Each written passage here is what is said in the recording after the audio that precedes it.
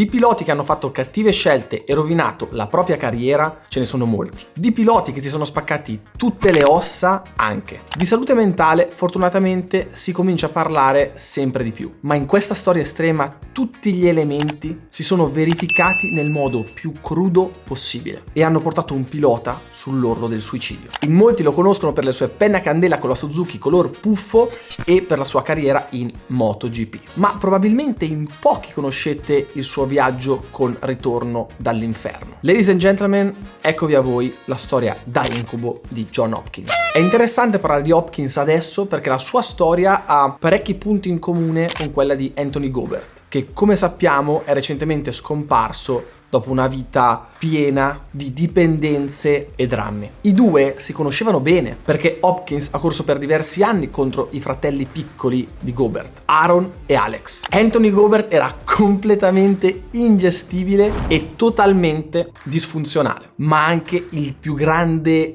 e puro talento che Hopkins abbia mai incontrato. Per entrare già nel clima di questa storia, durante la stagione invernale tra il 2004 e il 2005, Hopkins passò una settimana intera con i tre fratelli Gobert a Murrieta, in California, in caso non lo sapeste. In quei giorni i quattro non hanno fatto altro che bere, fumare erba e andare a letto con MILF e cougar del quartiere che per noia tradivano i loro mariti. Hopkins nella sua autobiografia dice anche però che mentre i tre più giovani, una volta sbronzi e fatti, a un certo punto trovavano una specie di limite, se così possiamo chiamarlo. Anthony Gobert no. Lui usciva di casa andando alla ricerca di metanfetamine e crack per terminare in maniera soft la serata. Tanto che Aaron certe volte lo cercava di tenere di peso per evitare di farlo andare a devastare del tutto. Ma ai noi non è quasi mai bastato ed è capitato che Anthony finisse sul tetto con delle armi in mano a urlare che qualcuno lo stava inseguendo, voleva fargli qualcosa,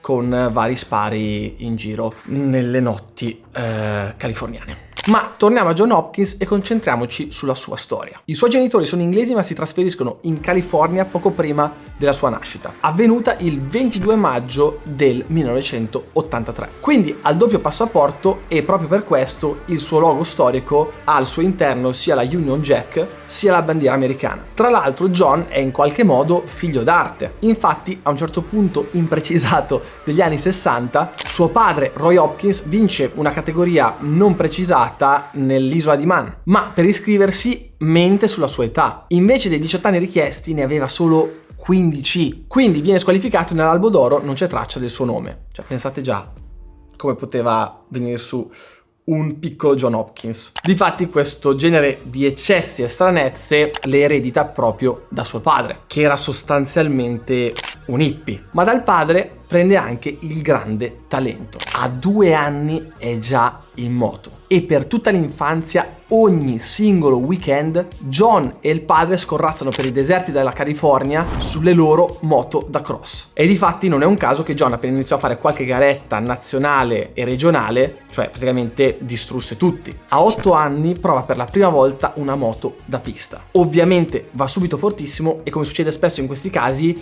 inizia a essere un po' indeciso, quindi porta parallelamente le due cose avanti, finché a 12 anni sale su una Honda RS 125 GP sul circuito di Willow Springs. Sul rettilineo del traguardo, alla fine del primo giro, spalanca completamente il gas e, come direbbe James May di Top Gear, capì che il suo corpo poteva produrre sperma. Tragicamente, quella è l'ultima volta che il padre lo vede guidare. Morirà solo 2 settimane dopo a causa di un cancro ai polmoni. La madre però ci vede qualcosa e continua a sostenerlo facendo 2 lavori. E pensate, dopo che aveva costretto il padre ad abbandonare le corse per mettere su famiglia. E la sorella, che a sua volta aveva corso per diversi anni, gli fa da meccanico. Insieme a Ben Spies, mio idolo incontrastato, e i fratelli Hayden, Hopkins è uno dei fenomeni americani delle corse in pista. Per Spies nutre tanta stima, mentre verso Nicky c'è un po' di astio, seppur mischiato a grande rispetto. Hayden sarà sempre e comunque il suo metro di paragone, specialmente quando entrambi correranno in MotoGP. La personalità istintiva e devota all'adrenalina di John lo porta a cercare costantemente il limite. un po' in tutto, è il suo stile di vita. E si sa cosa succede quando si vive e si corre sempre al limite. Inizia a rompersi le ossa molto presto. A 7 anni si spacca tibia e perone della gamba sinistra in una gara di cross. Toglie il gesso natale e il giorno dopo va in giro per festeggiare a full gas come al solito e giustamente in uno dei suoi classici giri nel deserto si spacca tibia e perone della gamba destra. Nella sua carriera gli infortuni saranno innumerevoli e ci arriveremo con calma, ma l'eccesso è la regola anche giù dalla moto e qui sta il vero problema. A 15 anni John scopre l'erba, le sigarette e l'alcol e purtroppo se ne innamora. Si abitua a fumare un pacchetto al giorno, a bere in grandi quantità e a farne un divertimento. In settimana con gli amici e a fine weekend per festeggiare e rilassarsi. E non intendo semplicemente bere, ma sfondarsi male, obliterarsi, come scrive lui stesso nella sua autobiografia. Così, molto presto, iniziano gli arresti relativi all'uso di alcolici. A causa delle scorribande in macchina con gli amici, dove nessuno è sobrio e quasi nessuno ha una patente. In gioventù Hopkins non ha mai frequentato delle gran belle compagnie e ogni volta che cambia città fa amicizia con non proprio i figli di Santa Maria Teresa di Calcutta. È un modo di dire, ragazzi. So già che i commenti erano già lì pronti. Per riassumere, è una gran testa calda. Però è una testa calda devota alle corse. Infatti nei giorni precedenti alle gare, fino alla fine del weekend, non tocca mai niente, né alcol né droghe, pulito. Quel suo lato un po' infernale non deve intaccare la sua carriera, che avendo talento inizia benissimo. Nel 99 batte Ben Spies nella Aprilia Cup Challenge. Nel 2000 vince la 750 Supersport nell'AMA, per chi non lo sapesse, il campionato americano. E nel 2001 è campione della Formula Extreme. Il suo primo contratto da professionista gli vale $40.000 a stagione. Per capirci, quello del 2000, unito anche ai bonus per i risultati. E sono dei gran bei soldi con i quali Hopkins compra una bella Mustang per la madre, suo desiderio da molto tempo, e un pick-up per sé. Peccato che se siete stati attenti prima, lui la patente non ce l'ha. E peccato anche per un piccolo errore di valutazione fiscale. Lui e la madre erano convinti che, essendo minorenne, John non avrebbe dovuto pagare tasse sui suoi guadagni. Lui li sperpera tutti, ma non solo sta cosa della minore età non esiste. In California, tra tasse statali e federali, la tassazione è del 48% e noi che ci lamentiamo qui in Italia, anche lì non scherza. Hopkins si ritrova con un debito mostruoso che estinguerà solo nel 2003 e con gli interessi arriverà a costargli $160.000. E ovviamente da questo momento John finisce sulla lista nera dell'Agenzia delle Entrate americana. Direi che la carriera inizia con il piede giusto. Le vittorie del 2000 e 2001 arrivano con la Suzuki del team Ulrich, che si dà il caso essere amico di Peter Clifford, team manager della Red Bull Yamaha nel mondiale 500 MotoGP. Clifford è molto interessato a lui, così a soli 17 anni Hopkins vola a Brno per partecipare al test del lunedì successivo al Gran Premio. La sera prima di girare decide di rilassarsi nella hall dell'albergo, bevendo alcolici senza problemi perché nessuno gli chiede un documento. Nemmeno la donna di facili costumi con la quale lui decide di passare la notte. Il test del giorno dopo va benino, ne fa un altro a Estoril e a quel punto arriva l'offerta per correre in MotoGP l'anno successivo, nel 2002. E ovviamente Hopkins accetta. E voi direte, dai, qui si dà una minima calmata, sta andando tutto nel verso giusto, gli eccessi li ha già fatti, stop. Ebbene, passa l'inverno a devastarsi tra alcol e droghe. E si becca anche un'accusa di violenza domestica per una litigata piuttosto feroce nella quale, ubriaco, trascina la fidanzata per un braccio, urlando e calciando le porte di casa. Hopkins si becca una condanna a lavori socialmente utili e 6 settimane di corsi per la gestione della rabbia. Ma a 18 anni e 10 mesi diventa il più giovane debuttante della storia nella MotoGP. Dopo la prima gara di Suzuka, la sera, si gode qualche sigaretta in compagnia del suo compagno di squadra, Gary McCoy e Valentino Rossi. Erano belli sciallati in un locale della zona. Per Hopkins era consuetudine svegliarsi spaccato a merda il lunedì dopo i weekend di gara e prendere l'aereo per tornare a casa ancora tutto rimbambito. Il sabato, dopo la gara di Assen, John fa baldoria con McCoy, che era un amante dei fuochi d'artificio. Ecco, pensate cosa sta per succedere. Ne mette uno in una bottiglia per spararlo in aria, tipo, sapete, bazooka, no? Cioè, per dargli una sorta di mira. Ma la bottiglia gli scappa di mano, si rovescia e il fuoco d'artificio parte in una direzione completamente opposta, andando verso un container pieno di benzina. E ovviamente cosa può essere successo? Sì, è esploso. I due vengono portati nella centrale di polizia più vicino, ma per loro fortuna i poliziotti erano dei fan e li puniscono semplicemente facendoli tornare al paddock a piedi. E anche qui scampata. Hopkins fa benino nell'anno di transizione tra MotoGP e 500 e per il 2003 Gary Taylor lo vuole nella sua Suzuki. Taylor, che è venuto a mancare a fine gennaio 2024, era stato il team manager dei successi di Barry Sheene, Kevin Schwantz, Kenny Roberts Jr. con la casa di Hamamatsu e abbraccia con piacere lo spirito libero di John. Hopkins trascorre 5 stagioni in crescendo con Suzuki. Prima affianca Kenny Roberts Jr. che guidava lo sviluppo, ma a suo dire era già sul viale del tramonto e non prendeva rischi per andare forte. Poi nel 2006 arriva Chris Vermeulen direttamente dalla Superbike. Ve lo ricordate? Il mago del bagnato. I due lavorano bene assieme per lo sviluppo della moto, che infatti migliora. Quando nel 2007 la MotoGP passa la cilindrata 800, Suzuki tira fuori una moto veramente competitiva. Non una delle più potenti, ma con un telaio veramente incredibile. Non a caso Hopkins chiude addirittura quarto nel mondiale, con 4 podi e un secondo posto come miglior risultato. A questo punto la scansione cronologica del nostro racconto deve interrompersi, perché fin qui sembra tutto divertente a parte qualche sporadico casino, ma bisogna andare dietro le quinte.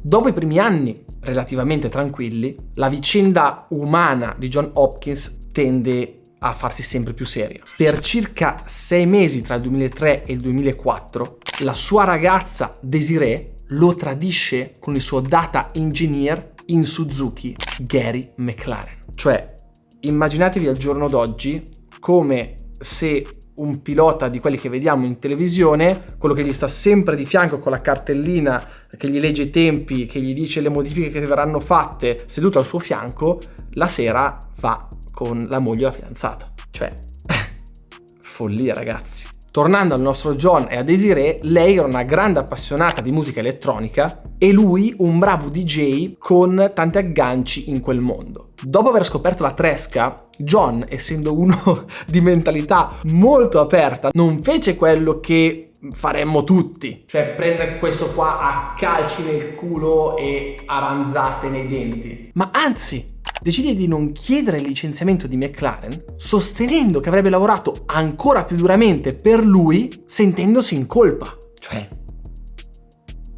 geniale. E in tutto questo riversa la colpa su di lei, dicendo che era una gold digger, o in italiano arrampicatrice sociale. Infatti, dopo pochi mesi, Desiree lascia McLaren e si mette con un altro DJ molto importante. Gli step, no? Cioè, uno dopo l'altro. E difatti, dopo pochi mesi, si lascia con quel DJ e se ne mette con un altro ancora più importante. E quindi, insomma, l'obiettivo era quello. Vabbè. Tutto molto bello. Da quel momento in poi, John, ferito dalla ragazza sbagliata, palesemente sbagliata, abbraccia in pieno una mascolinità tossica e cerca di portarsi a letto più ragazze possibili per, in un certo senso, vendicarsi contro l'universo femminile. Il peggio di sé lo dà a Rio de Janeiro, in occasione del GP del Brasile, quando in una sola sera se ne passa 8. John, e lasciacene qualcuna anche a noi, e su. Com'è sta storia? Tornando alla notte pazza, con l'ultima si rompe il guanto e nei mesi successivi, ogni volta che gli prendeva un malanno, aveva paura che avesse contratto una malattia venerea in quell'occasione, ma per fortuna gli andò bene. Hopkins comincia a perdere sempre di più il controllo dei suoi vizi e questo vale anche per l'alcol, che da un divertimento incomincia, come spesso accade, a diventare un rifugio contro la tristezza, sia della sua vita privata e anche come anestetico per il dolore degli infortuni. Già, gli infortuni. Come dicevo in precedenza, uno dei grandi problemi della sua carriera. Negli anni giovanili si era fatto male, ma normale amministrazione. Ma in MotoGP i suoi danni diventano disastrosi. Prima della stagione 2004 si distrugge le caviglie in una gara show di motocross. Poi alle mani si spacca il pollice talmente male da rischiare l'amputazione se ci fosse ricaduto sopra. Infine a Motegi Capirossi lo centra pieno e gli rompe 4 costole. E come se non bastasse, nella caduta la pedana gli perfora la chiappa molto semplicemente. John, come sappiamo, è tenace e tende sempre a correre sopra i problemi, sopra il dolore e sopra a qualsiasi cosa. Tutto questo grazie all'adrenalina, ma anche a tutte le altre cose. Ogni tanto però questa caparbietà gli si ritorce contro, come avviene nel 2005 al Sachsenring. Nell'FP2 del venerdì cade nella Waterfall, che è quella curva che conosciamo tutti dove al Sachsenring c'è uno che è caduto al Sachsenring, alla Waterfall. È il classicone di quella pista. Si distorce una mano e si rompe di nuovo le costole e un metatarso. Inoltre, strisciando al contrario nella via di fuga, diciamo con la mentonniera rivolta verso la ghiaia, i sassolini gli spaccano tutti i denti e la parte bassa del mento. Esattamente come era successo un po' a Marquez al Mugello quando era caduto a 300 all'ora in fondo al dritto, non so se ve lo ricordate. In qualche modo, pur essendo uno zombie, il sabato si qualifica 10°. Per la gara i medici gli fanno una bella iniezione mix di cortisone e antidolorifico, che oggi non è più permessa, e te credo, aggiungerei io. John si schiera in griglia di partenza e non sente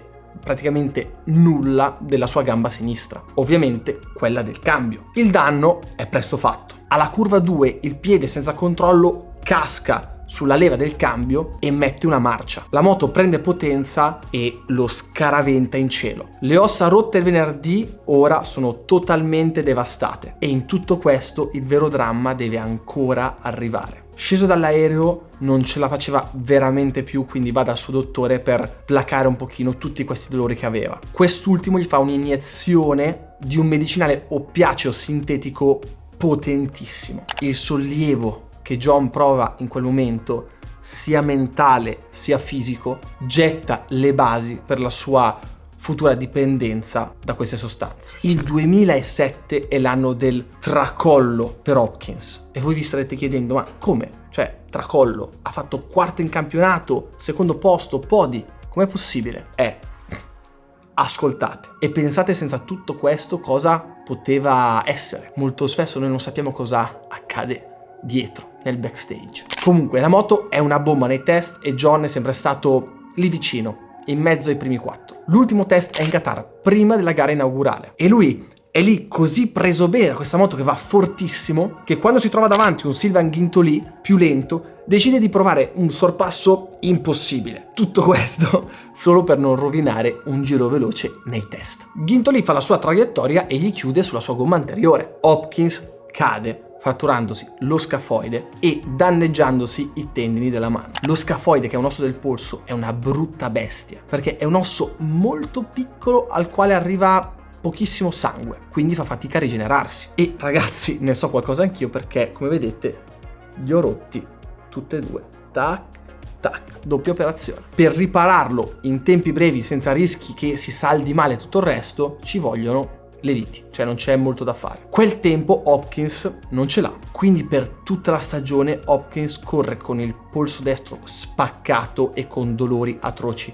Ragazzi, io non so come lui abbia fatto, probabilmente si è rincollato male, tutto storto, e a quel punto veramente è follia. Le soddisfazioni in realtà arrivano, come il secondo posto di Bourneau nonostante le bruciature nella zona scrotale. Sì, avete capito bene. Si è addormentato la sera prima con la crema depilatoria in mezzo ai gioielli di famiglia. Cioè, non so veramente cosa dire. Sembra incredibile, ma lo racconta lui stesso nella sua autobiografia. Un fottuto numero 1. Cioè, io me lo immagino che sta guardando SpongeBob così. Dice: c'ho troppi peli, iniziamo un po' a fare le pulizie di primavera, che non si sa mai questo weekend come può andare. Si spalma la crema depilatoria, che dopo 5 minuti brucia da far schifo, e questo si addormenta secco con le palle che prendono fuoco. Spettacolare. In ogni caso, il rammarico per non aver corso in condizioni perfette rimane. Per quanto la Suzuki sia buona, nel corso della stagione purtroppo evolve poco rispetto ai suoi avversari. E a Barcellona Hopkins ha un colloquio con Kenny Roberts Sr. che gli dice: guarda, stai attento perché in Suzuki fanno una moto buona ogni 20 anni. John sente che probabilmente quella moto lì e quella casa lì non possono dargli niente di più di quello che aveva già preso. Quindi tra tutte le opzioni ha scelto ovviamente quella più difficile, la Kawasaki ufficiale, che aveva un gran bel motore ma un telaio terribile. Kawasaki gli offre lo status di prima guida e un biennale da 5 milioni di euro a stagione, che per quei tempi erano veramente tanta roba. 2 in più di quelli che prendeva in Suzuki. Ma John dice di non averlo fatto per soldi, quanto per ripetere l'impresa di Valentino su Yamaha. Prendere un cancello su 2 ruote e renderlo competitivo. I 2 matrimoni che Hopkins stringe a fine 2007 sono entrambi disastrosi. Il primo è quello con Kawasaki. Il telaio, come dicevamo, fa schifo e al primo test John non ci sta proprio sulla moto, che era stata sviluppata per piloti più piccoli come Anthony West e Randy Depunier, mentre lui è ben più grosso. Parliamo di un'altezza più o meno di 1,78, quindi non uno spilungone, ma rispetto a l'1,68, 1,70 di West e Depunier, insomma molto meno. Nel test successivo a Sepang, Hopkins cade proprio perché il ginocchio prende dentro il gomito durante una curva ad altissima velocità. Risultato? Commozione cerebrale, ferite ad un braccio e un lieve danno a un polmone. Sì, bazzeccole. John è deluso e inizia a chiudersi in se stesso, passando giorni e notti sui forum dedicati alla MotoGP, perché ai tempi ancora Facebook non c'era, a leggere i commenti che gli davano del pilota finito e oltretutto venduto. John, regola numero 1, mai andare a leggere i commenti. Metti il video e non guardare più niente. Te lo dice uno che un minimo su questo ci capisce.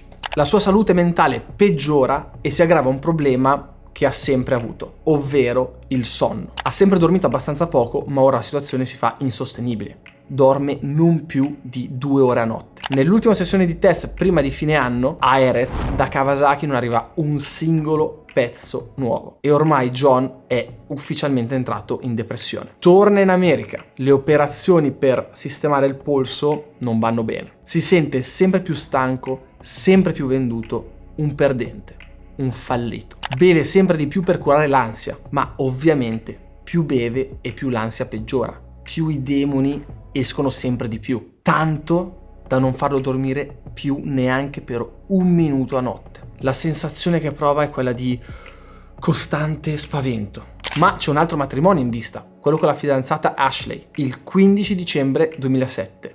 È un disastro. O meglio, la cerimonia va bene, ma dopo aver consumato il matrimonio quella notte, Hopkins rimane sveglio con gli occhi sbarrati a fissare il soffitto. A un certo punto i pensieri sono troppo forti, quindi si alza, esce sul balcone e inizia a fumarsi una sigaretta. E un giustissimo pensiero lo sfiora. Dovrebbe essere il momento più figo, divertente e felice della tua vita. Hai sposato la donna dei tuoi sogni e guadagni una barca di soldi. Per quale motivo sei depresso? Cioè, datti una svegliata. Rientra in camera e si beve tutti gli alcolici del frigobar, nascondendo le bottiglie vuote sotto al letto in modo che Ashley non le veda la mattina seguente. Colpevolizzarsi rende la sua depressione ancora peggiore. Nei test del 2008 non arrivano novità e Hopkins si strappa un adduttore in una caduta, tanto per cambiare, mentre l'uso di ansiolitici lo rende socialmente uno zombie. Ogni notte insonne fa fuori un pacchetto di sigarette e si convince che l'insonnia lo renderà pazzo, che finirà al manicomio. Dopo una notte brava a Miami, passa 2 notti in cella per resistenza pubblico ufficiale, tremando ininterrottamente per l'astinenza da alcol. Nel frattempo parte la stagione, la moto è una merda. Così l'unica cosa che John può fare ed è abituato a fare è guidarla oltre il suo limite. Le conseguenze non possono che essere disastrose. A Barcellona ha una high-side, cade di testa e ha una frattura da compressione di 3 vertebre. Corre lo stesso, poi sta malissimo e non avendo con sé gli oppiacei per calmare un po' il dolore, si rifugia di nuovo nell'alcol. Nelle qualifiche di Assen cade alla penultima curva per un problema tecnico. Finisce contro le barriere non protette a 180 km/h. Ma per fortuna con un angolo favorevole, altrimenti se ci fosse andato dritto per dritto sarebbe morto. Il bollettino di guerra recita: caviglia distrutta, cartilagine e menisco del ginocchio destro devastati, spalla destra esplosa. Per concludere, ulteriori danni al malandato polso dell'anno prima. È a questo punto che subentra la dipendenza dagli antidolorifici. Insieme a quelli prescritti per l'infortunio, John riesce a farsene procurare altri dal fratello di un amico. Salta delle gare e torna in pista a Brno. Il lunedì dopo la gara ci sono dei test e lui cade 2 volte. Non c'è pace. Può andare peggio di così? Certo che può. E come se può. Nelle notti insonni del 2008, Hopkins ammazza il tempo tornando dopo tanti anni sul suo profilo MySpace. Lì non solo si imbatte sulle foto della sua ex Desiree, nostalgia canaglia nonostante il golddiggerismo, che nel frattempo aveva oltretutto fatto servizi di nudo e tutto quello che ci gravita attorno, ma comincia anche, non si sa come, a chattare con una ex modella di Playboy, finendo per fare del mero sexting. La cosa si protrae per diverso tempo finché Ashley scopre prima le foto di Desiree e poi nel viaggio verso la gara di Misano le chat con l'altra modella. Chiaramente, con tutta la ragione del mondo, si imbestialisce. Appena arrivano in circuito, caccia John giù dalla macchina e torna in aeroporto a Bologna per prendere il primo volo per tornare a casa negli Stati Uniti. Hopkins è sempre più la brutta copia di un essere umano. Salta sul motorino, scende in città a procurarsi del whisky e passa la notte a berlo tutto nel motorhome. Nei 2 giorni successivi, dove in teoria ci sarebbe una gara, cerca ininterrottamente e inutilmente a contattarlo, finché arrivano le FP2 del pomeriggio di venerdì e John non ce la fa più, è insonne da 2 giorni, devastato fisicamente e mentalmente. Ammette e spiega tutta la situazione al team manager Kawasaki, Michael Bartolomei, attualmente manager di Scott Redding, che lo copre di fronte alla stampa spiegando che ancora non stava bene dopo le cadute di Brno. Nel frattempo lo spedisce all'ospedale per rimetterlo in piedi con una flebo, perché magari non stava per lasciarci le penne, ma era in delle condizioni pessime, altro che fare una gara di MotoGP. Oltre a fare il team manager, inizia a fare un po' il dottore stranamore e contatta il papà di Ashley per convincerla a farla tornare in circuito. Lei arriva il sabato e John torna in pista facendo schifo. Si qualifica penultimo e arriva ultimo. Ma almeno il matrimonio per il momento si salva. Hopkins le promette di provare a ripulirsi, ma purtroppo non ce la farà e passerà alle ultime gare tremando per l'astinenza e l'assenza da sonno. Ironia della sorte in tutto questo, l'unico aggiornamento portato da Kawasaki a metà stagione è un telaio più grande per farlo stare un attimino più comodo. Peccato che fosse un pezzo vecchio di 2 anni, ripescato dalla spazzatura. Inverno 2008. Tra l'operazione al ginocchio e la schiena, John, non ce la fa più per il dolore e il dottore gli prescrive l'ossicodone. Il suo contatto però non riesce più a procurargli quelle dosi extra. Pensate, già per quella condizione gli veniva dato una dose da cavallo. Lui ne prendeva 3 volte tanto. Così è lui stesso a salire sul suo pick-up, vestito di tutto punto per non destare sospetti, e passare il confine col Messico per comprarle direttamente a Tijuana. 1, 2, 3, 4 volte, spendendo migliaia di dollari, inaugurando forse il momento più basso della sua esistenza. Ogni volta parte presto al mattino dicendo alla moglie che va ad allenarsi. Di ritorno dal 4º viaggio, però, la polizia di frontiera americana lo ferma, perché il cane antidroga inizia a passare intorno alla macchina e a grattare un po' troppo vigorosamente. 4 agenti lo circondano. Signore, ma perché il cane la stanno usando? Lui dice di non avere ovviamente nessuna idea del perché. Gli chiedono se lui abbia fatto festa a Tijuana e lui risponde di no, che è solo stato con un paio di amici e hanno fumato un pochino d'erba, ma che in ogni caso il suo è stato un viaggio per parlare con uno sponsor che era al di là del confine. Che scusa incredibile. Poi dopo questa frase vi dico come va a finire, ma la realtà è che in quel momento Hopkins ha 60 pasticche di ossicodone nascoste nelle mutande. La situazione è tesa, lo prendono da parte, gli controllano i documenti e cominciano a perquisirlo. Ma proprio quando stanno per mettere le mani lì sotto, il poliziotto che ha in mano il passaporto e vede il viso con il nome lo riconosce. Ma sei John Hopkins, il pilota di MotoGP? Già, è lui. E quel poliziotto appassionato di corse scambia 2 parole con John e lo lascia andare con i migliori auguri per il futuro e le sue 60 pasticche di ossicodone nelle mutande. L'angelo custode di John anche a sto giro l'ha guardato e l'ha salvato. Purtroppo non riesce a imparare dagli errori. Il rischio corso non fa cambiare le cose. Hopkins beve dalle 15 alle 20 birre al giorno, passando ai superalcolici quando si fa tardi. Appena la moglie si addormenta, lui prende le bottiglie, se le scola e le nasconde per fare in modo che non vengano trovate al mattino. Se lei lo vede, lo rimprovera. Lui la manda a quel paese. Alle volte, di notte, esce per stare da solo con i suoi pensieri e andare a bere sulla scogliera. Con tutta quella chimica e alcol in corpo non ha più appetito e se si sforza di mangiare sta male di stomaco fino a vomitare. Per mesi e mesi vive solo di alcol, erba e medicinali. Kawasaki si ritira dalla MotoGP, ma lui è ancora sotto contratto con loro e non può correre con nessun altro. Solo a marzo 2009 i suoi legali riescono a liberarlo. Ma l'unica sella che trova è una sostituzione in Superbike, col team Honda Stiggy. Non è molto, ma è un lavoro onesto, come direbbe qualcun altro. È chiaro che un uomo in queste condizioni non dovrebbe nemmeno avvicinarsi a una moto. Invece lui torna a correre nonostante i tremori per l'astinenza. Ormai è un uomo fuori controllo, un relitto, e spesse volte, come lui stesso racconta nell'autobiografia, si copre di ridicolo. La domenica dopo la sua prima gara a Valencia con il nuovo team, dove bisognerebbe essere un attimino tutti attenti, cioè far bella figura, si devasta di alcol fino a fare la plin plin sulla gamba del suo team manager,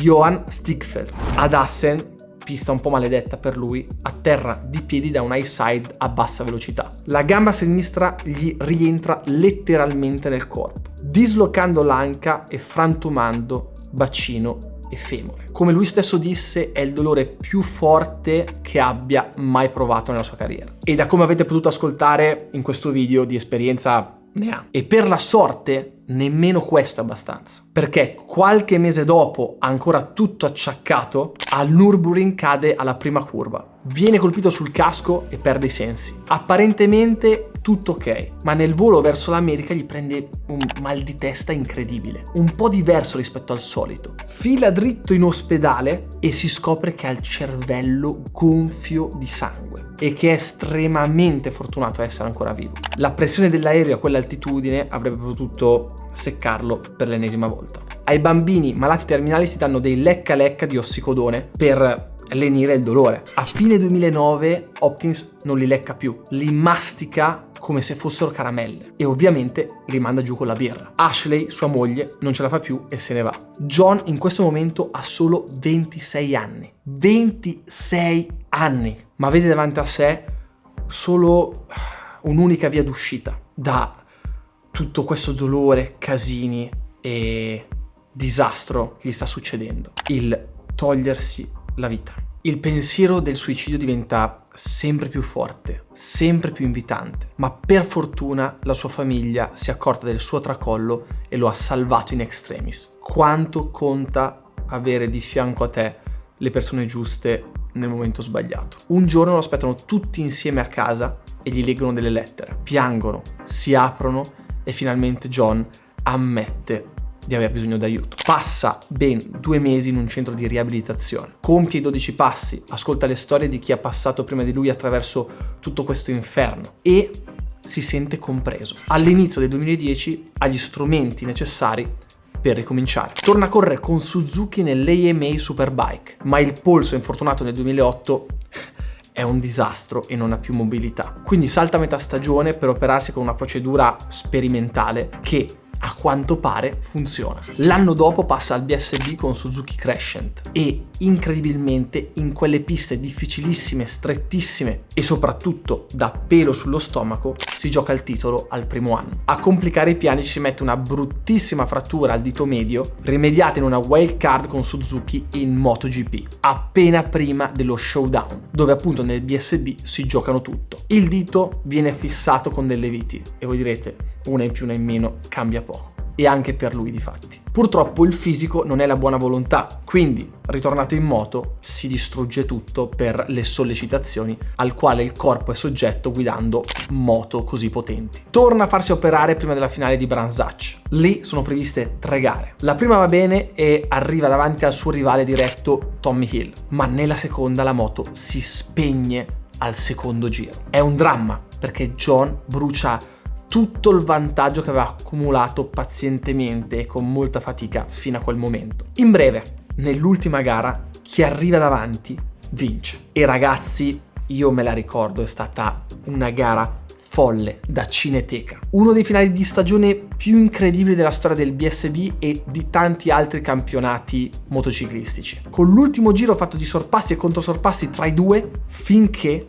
sul traguardo Tommy Hill, per soli 6 millesimi di secondo, vince il titolo. Hopkins rientra a parco chiuso, abbandona la moto e si impossessa delle chiavi del motorino per andarsene nel motorhome da solo. Deve staccarsi da tutto per un momento. Si accende una delle sue più classiche sigarette, pensa a tutta la stagione com'è andata e a quel dito maciullato. Pensa alla moto spenta il giorno prima, a quella maledetta ultima curva. Pensa agli anni di inferno precedenti, in cui si è rotto ogni cosa, in cui ha rischiato di non rialzarsi più e morire. Nonostante tutto, ne ha di che essere felice. Quindi esce dal motorhome, va a salutare i fan che erano venuti a congratularsi con lui, nonostante l'epilogo non fosse secondo i piani, e dopo un breve momento di pace, qual era il suo premio per il secondo posto? Un'infezione da stafilococco nel suo dito infortunato. Hopkins, esausto, se lo fa amputare. Nel 2012 Crescent lo porta nel mondiale Superbike, ma lì la Suzuki non è competitiva. Come se non bastasse, nei test prestagionali a Phillip Island si rompe 2 metacarpi della mano amputata. E senza dimenticarci 2 metatarsi del piede sinistro. Nella gara di Monza si spacca altre 2 ossa di un piede e si vede l'anca dislocata anni addietro peggiorare. Ormai anche solo camminare è diventato un problema. Così, nella off-season, torna sotto i ferri e si fa un po' risistemare tutto. Nel 2013 Hopper si prende un anno sabbatico per recuperare, perché non è più un ventenne e di operazioni, insomma, ne aveva fatte tante. Doveva stare un attimino tranquillo. E proprio in quel momento torna con la ex moglie e hanno una figlia. Pure a livello familiare la sua storia è folle. Lui e Ashley avranno una seconda bambina e finiranno col divorziare un'altra volta. Quanto alle corse, non molla. Nel 2016 si rompe una clavicola e 2 costole, perforando un polmone. La sua carriera terminerà nel 2017 con un altro terribile incidente nelle qualifiche del BSB su una V2 del team Motorapido. Classica situazione alla Hopkins. Qualifica, giro buono a Brands Hatch. Si accorge che è lungo, basterebbe mollare quei freni, riprovarci il giro dopo. Però la gomma dietro non sarebbe più performante come in quel momento.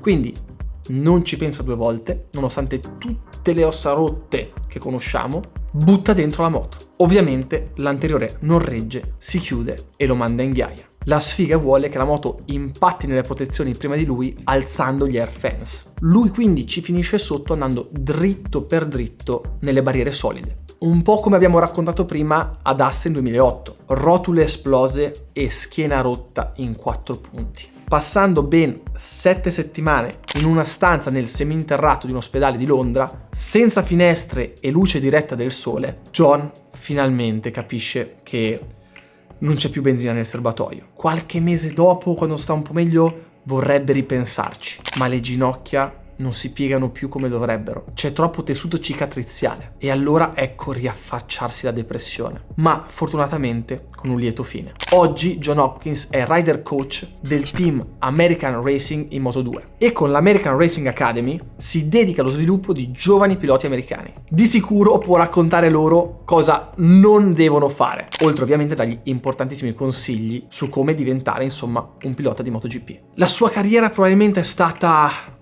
un grosso spreco, tantissimo talento e un gran pelo sullo stomaco, ma tanta sfortuna e pochi risultati per quello di cui era capace. Dal 2004 in poi ha corso quasi sempre completamente rotto. Oggi cammina un po' storto, un po' zoppicando, perché ovviamente il suo corpo è martoriato dagli infortuni e dalle operazioni chirurgiche, che, ascoltatemi bene, in totale sono più di 40. È stata una storia lunga, ma adesso vi faccio il bollettino di guerra totale. Si è rotto 3 volte la clavicola, 3 volte il polso destro e 2 volte il sinistro. Si è fratturato 8 costole e 7 vertebre. Le dita innumerevoli volte, il femore sinistro 2 volte, tibia e perone 5 volte, La caviglia sinistra pure questa 5 volte e la destra 6 volte. L'anca una volta. E queste sono solo le fratture, senza contare tutto il resto, muscoli, tendini e via andare. Ma con quello che ha passato, con il buco nero che l'ha inghiottito, averlo ancora qui, ancora nel mondo dei motori, ad aiutare i giovani talenti, è importante. Per questo la sua testimonianza è potente come poche altre. Questo, signori miei, era John Hopkins.